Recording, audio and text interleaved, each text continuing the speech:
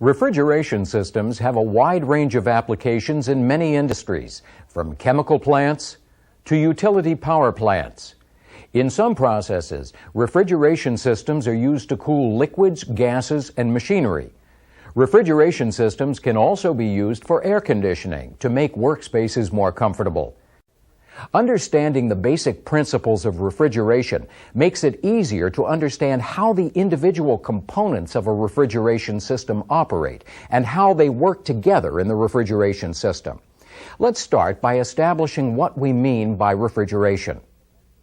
Some people think that refrigeration is a process that produces cold, but that's not exactly correct. Refrigeration is actually a process that removes heat. In simple terms, refrigeration can be defined as a process of cooling by transferring heat out of a substance. In other words, if you want to cool something, you must remove heat from it. Heat is basically energy. When heat is removed from a substance, the temperature of that substance is lowered. To accomplish cooling, refrigeration systems rely on the heat transfer capabilities of certain fluids. The fluids used in refrigeration systems are called refrigerants. The most commonly used refrigerants are able to absorb large amounts of heat at relatively low temperatures. We'll use this illustration to see how this happens. This valve controls the flow of refrigerant through a section of pipe. When the valve is opened, the refrigerant flows through the pipe past a thermometer. As the refrigerant flows out of the valve, its pressure decreases. This drop in pressure also causes the temperature of the refrigerant to drop. As heat transfers to the refrigerant begins to boil or vaporize. The refrigerant then flows past the thermometer and absorbs heat from the thermometer and the area around it. The temperature indicated on the thermometer decreases as the liquid refrigerant flows by, absorbs heat. Refrigeration involves the transfer of heat. So, to understand refrigeration, it's important to understand some of the basic principles of heat and heat transfer. Basically, heat is energy, and heat transfer is energy in transit. Heat transfers naturally from an area or substance at a higher temperature to an area or substance at a lower temperature. If all other conditions remain the same, the greater the temperature difference, the greater the amount of heat that can be transferred. And the smaller the temperature difference, the smaller the amount of heat that can be transferred. In a refrigeration system, heat is transferred from a substance that is being cooled into a refrigerant. The refrigerant carries the heat through the refrigeration system and then transfers the heat to a substance that is able to absorb the heat. When heat transfers to or from a substance, a couple of things may happen. The temperature of the substance may change, and/or the substance may change its state. In general, matter can exist in three states or phases. It can exist as a solid, a liquid, or a gas. When a substance changes its state, the change is called a phase change. What do you think normally happens when phase change occurs? Normally, whenever a phase change occurs, heat transfer takes place. We'll use this beaker of water to demonstrate a phase change and to identify a couple of types of heat transfer. As the water is heated, heat is transferred to the water, and its temperature increases. The heat that is transferred when there is a temperature change is called sensible heat.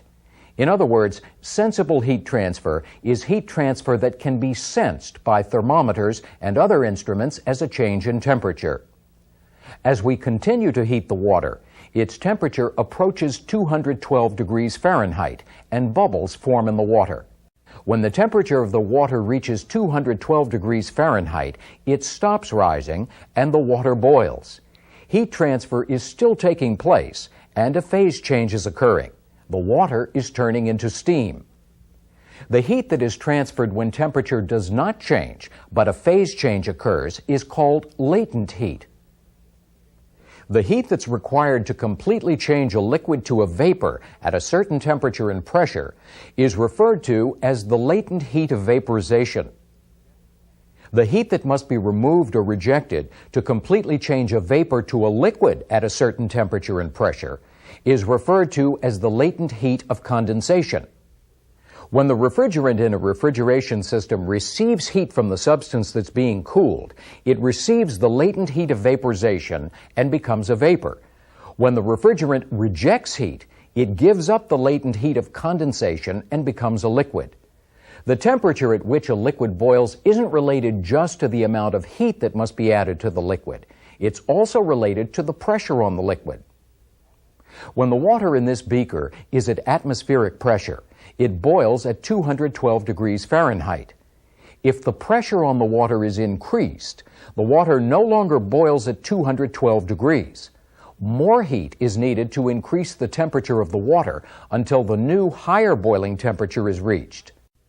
If the pressure on the water is reduced, the water starts to boil at a temperature lower than 212 degrees Fahrenheit. Pressure has a similar effect on condensing temperature. When the pressure is increased, steam condenses at a higher temperature, and when the pressure is decreased, steam condenses at a lower temperature. The same effect occurs with the refrigerants in refrigeration systems.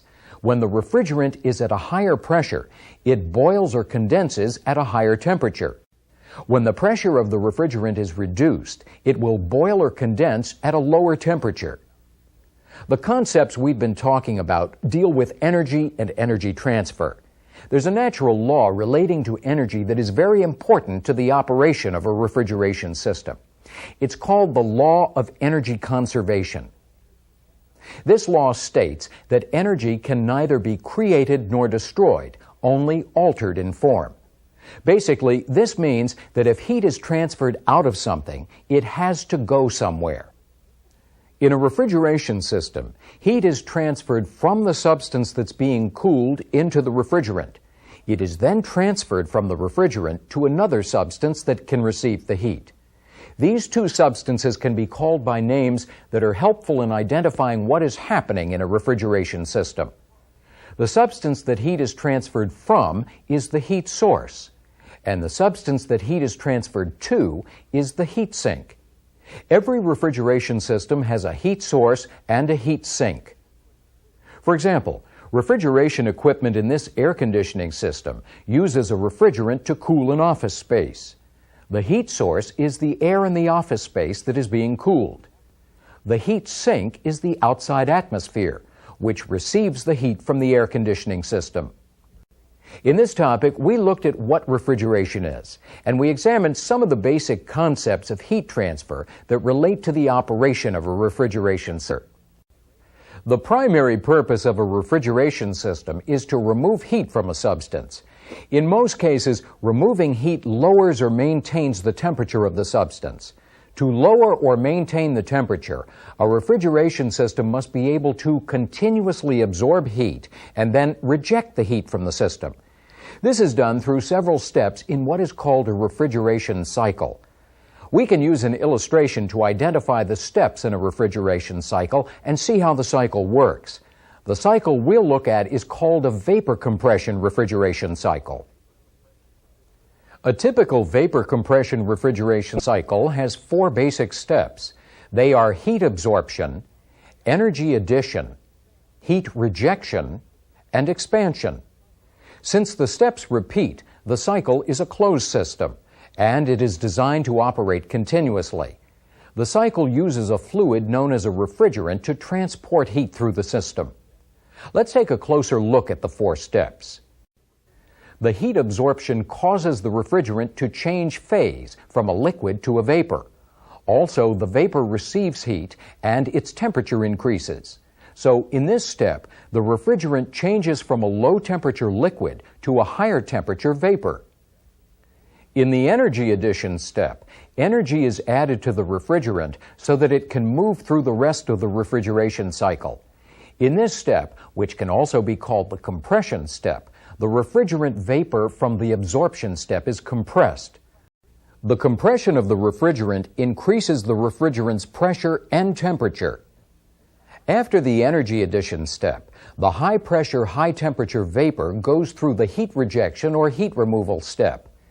In the heat rejection step, the refrigerant rejects the heat it absorbed in the heat absorption step. In the process, the refrigerant changes from a high-temperature vapor to a low-temperature liquid. In the expansion step, the liquid refrigerant is allowed to expand rapidly. This expansion causes the pressure of the liquid to drop. When the liquid's pressure drops, its temperature also drops. After the expansion step, the refrigerant is a low-pressure, low-temperature liquid. The low-pressure, low-temperature refrigerant is ready for the heat absorption step. The refrigerant again absorbs heat from the heat source and changes to a vapor, and the refrigeration cycle continues. A vapor compression refrigeration cycle is basically a four-step process in which heat is absorbed from a heat source and transported to a heat sink where it is rejected from the cycle. A refrigerant is used to transport the heat from the heat source to the heat sink. Let's take a look at the components that are typically used to carry out these steps. In a vapor compression refrigeration cycle, the component in which the refrigerant absorbs heat is an evaporator. In the evaporator, the refrigerant evaporates or boils into a vapor. At the same time, the area around the evaporator is cooled. The evaporator draws heat from its immediate surroundings. This heat is transferred to the refrigerant because the temperature of the refrigerant is lower than the temperature of the evaporator's surroundings. To move the refrigerant through the cycle, energy must be added to it. For many refrigeration cycles, a compressor is used to add energy to the refrigerant so that it can move through the cycle. The compressor receives the refrigerant vapor from the evaporator. Energy is added by squeezing or compressing the vapor into a relatively small space. This increases the vapor's pressure and temperature. The component in which the heat is rejected from the cycle is a condenser. In the condenser, the refrigerant vapor is condensed back into a liquid. As the refrigerant flows through the condenser, it gives off heat. What do you think absorbs this heat? In a condenser, a cooling fluid, which is usually air or water, receives heat from the refrigerant. The refrigerant that condenses in the condenser collects in a receiver. The liquid refrigerant is stored there until it flows on to the expansion step of the cycle. The expansion step in this cycle is carried out by a device called an expansion valve. The expansion valve controls the expansion of the refrigerant and its flow to the evaporator.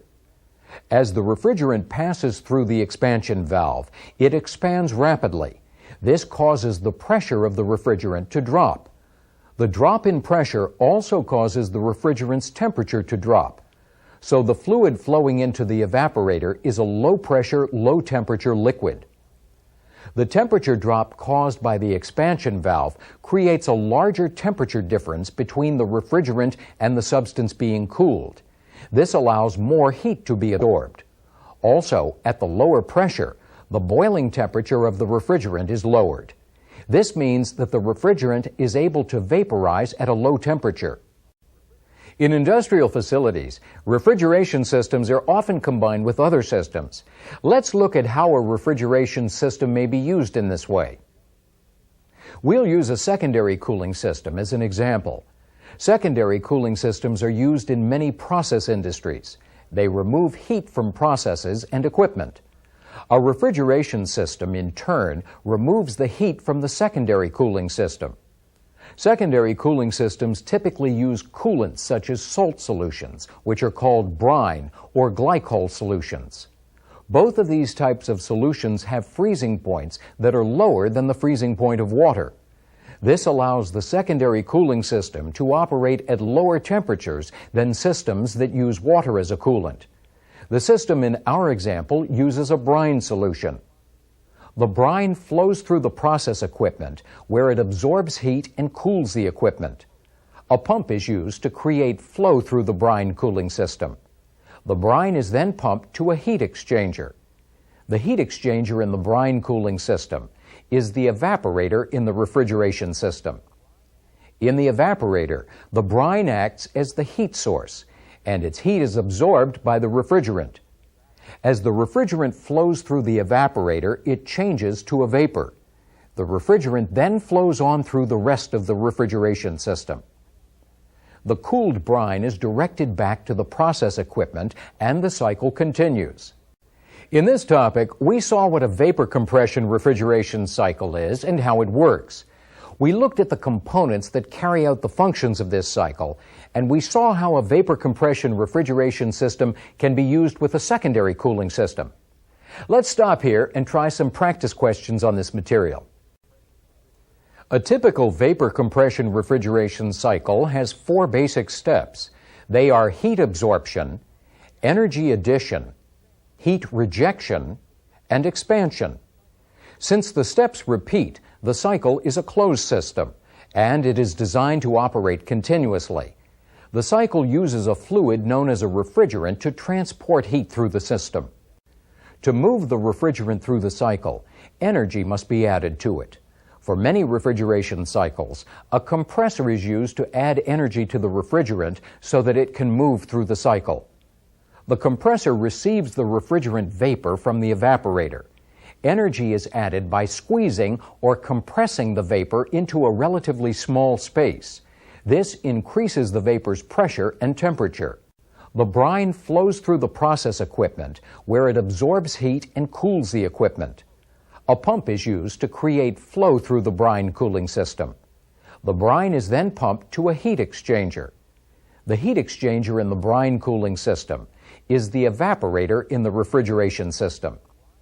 In the evaporator, the brine acts as the heat source, and its heat is absorbed by the refrigerant.